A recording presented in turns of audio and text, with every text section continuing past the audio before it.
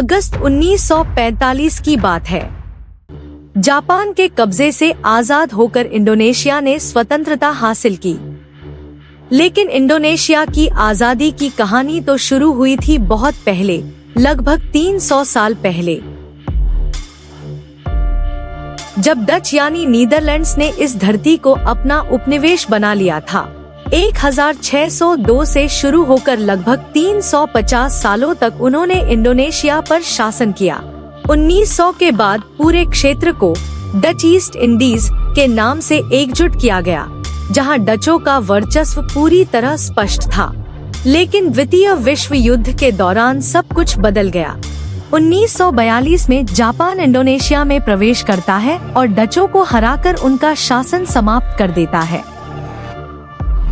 शुरुआत में कई इंडोनेशियाई लोगों को लगा जापान शायद उन्हें आजादी देगा, लेकिन समय के साथ सब कुछ साफ। जापानी शासन भी था बेहद कठोर और दमनकारी।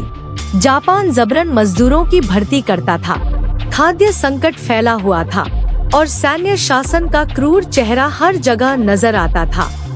1945 के अगस्त में 6 और 9 अगस्त को संयुक्त राज्य अमेरिका ने हिरोशिमा और नागासाकी पर परमाणु बम गिराए। इसके बाद 15 अगस्त को जापान के सम्राट हिरोहितो ने आत्मसमर्पण की घोषणा की। युद्ध औपचारिक रूप से 2 सितंबर 1945 को समाप्त हुआ। इसी दौरान इंडोनेशिया के राष्ट्रीय नेता सुकर्नो और मोहम्मद हत्ता ने जल्दी से कदम उठाए। 17 अगस्त 1945 जापान के आत्मसमर्पण के ठीक 2 दिन बाद उन्होंने एक साथ इंडोनेशिया की स्वतंत्रता की घोषणा की। कमी बंगसा इंडोनेशिया डेंगन आयनाई मेन्याटकन केमेरदेकान इंडोनेशिया,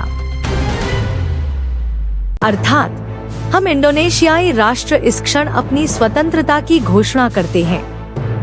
हर साल 17 अगस्त को इंडोनेशिया में राष्ट्रीय स्वतंत्रता दिवस के रूप में मनाया जाता है। इस दिन झंडा फहराने, परेड, सांस्कृतिक कार्यक्रम और विभिन्न प्रतियोगिताओं का आयोजन होता है। लेकिन कहानी यहीं खत्म नहीं हुई। डच लोग आजादी मानने को तैयार नहीं थे। वे फिर इंडोनेशिया लौटे और कब्जा करने की कोशिश करने लगे, जिससे इंडोनेशिया की आजादी की लड़ाई शुरू हो गई, जो 1945 से 1949 तक चली।